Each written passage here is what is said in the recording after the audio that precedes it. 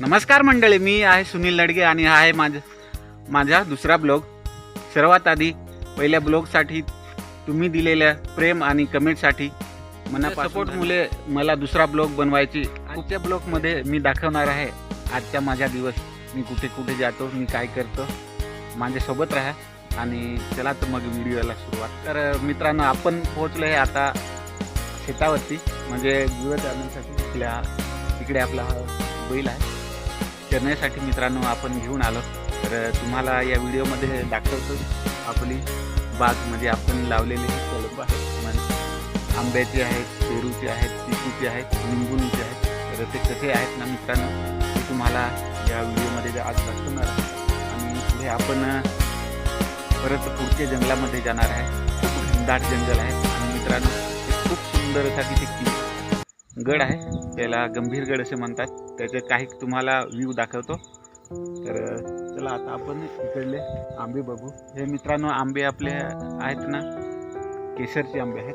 तर ह्याला 3 वर्ष झाली आणि बाकीचे यंदा आपण पेरू लावलेले आहेत, आंबे लावलेले आहेत आणि निंबू लावलेले आहे. तर त्याची आपण कशी निगा राखतो ना ते तुम्हाला दाखवणार. बघू शकता आम्ही त्या पद्धतीने त्याला कुंपावून केले, जेणेकरून की आपली गुरं असतात किंवा बकरे असतात ते खाऊ नये किंवा मोडू नये, त्याच्यासाठी असे कुंपावून करायला लागतात.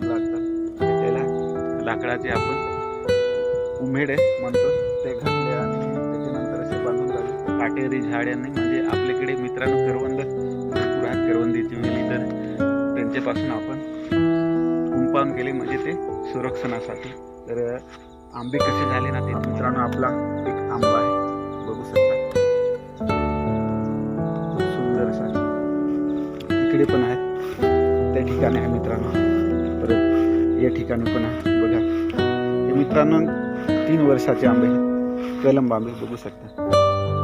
ते असे वाडे केले, पण ते आता मोडकलीस आले, कारण पावसाळ्यामध्ये ते मित्रांनो मोडतात. पावसाने ते पूर्ण भिजून जाते, तर ते नवीन करावं लागतं दरवर्षी. इकडे आहे बघा, इकडे पण आहे. आणि इथला मित्रांनो आंबा गेला होता, ते मरून गेला, त्याला दुसरं आले बघ. आणि इकडे निंबून आहेत, ते पण दाखवतो.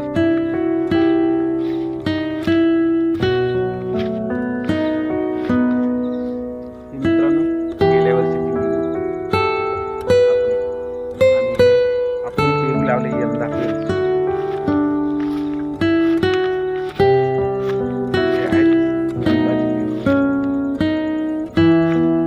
व्हरायटी मित्रांनो माहीत नाही, पण ज्यांनी दिले ना ते म्हणतात की जो मोठा पेरू असतो आपल्या बाजारामध्ये विकायला असतात ना, हा पेरू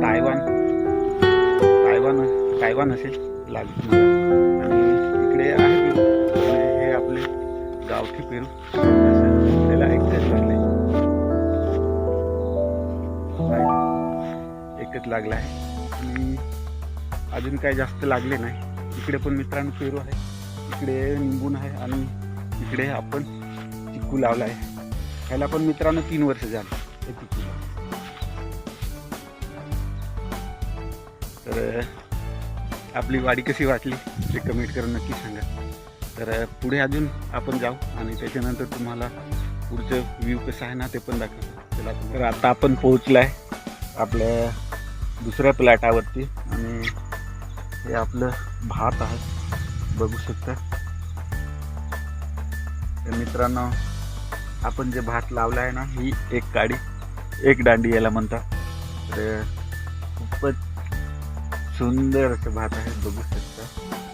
तुम्हाला समोरून दाखवतो, हे आपल्या मेहनतीचं फळ. तर इथे समोरच आपण मित्रांनो म्हणजे शेतीची लागवड केली आहे. हे भात आहे, इकडे भात आहे, वरती भात आहे, इकडे 3-4 ह्या पेढ्या आणि त्या बाजूला पण भात आहे. आणि हे समोर दिसतं ना मित्रांनो, हे आपली उडीद आहे, काळी डाळ.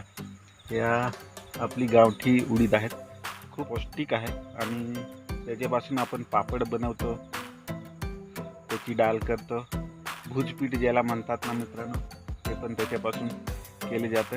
तर समोरून तुम्हाला दाखवतो. अशा पद्धतीने मित्रांनो इकडे पण हा उडीद आहे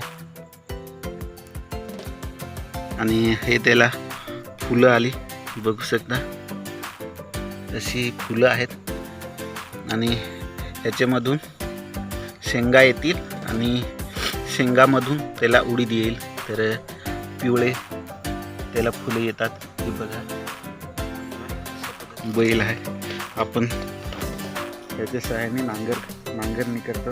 एक आपण भाड्याने आणला होता तो आता त्यांना पुढे आपली शेती आहे इकडे पूर्ण अशी. तर आणि मित्रांनो, हे जो झाड दिसतं ना त्याच्याच पलीकडे हा गंभीरगड आहे. तर ते धुकं आहे, धुक्याने ते पूर्ण थोड्या टायमाने जर ते धुकं कमी झालं ना तर तुम्हाला मी आपला गंभीरगडचा व्ह्यू कसा आहे ना तो नक्की दाखवेन.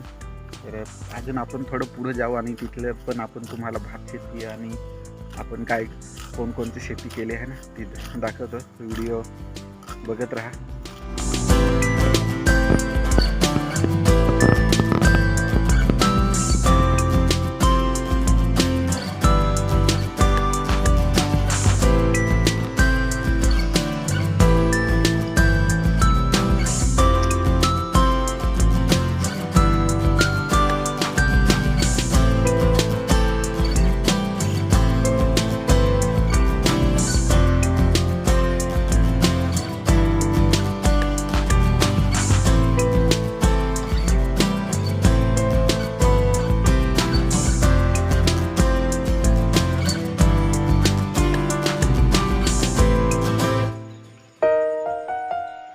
दुसरा ब्लॉग तुम्हाला कसा वाटला ते कमेंट करून नक्की कळवा. व्हिडिओ आवडला तर लाईक शेअर करा आणि आपल्या चॅनलला सबस्क्राईब करायला विसरू नका. तुमच्या सपोर्टाशिवाय हा प्रवास पूर्ण होणार नाही. पुढच्या ब्लॉगमध्ये भेटू. तोपर्यंत नमस्कार.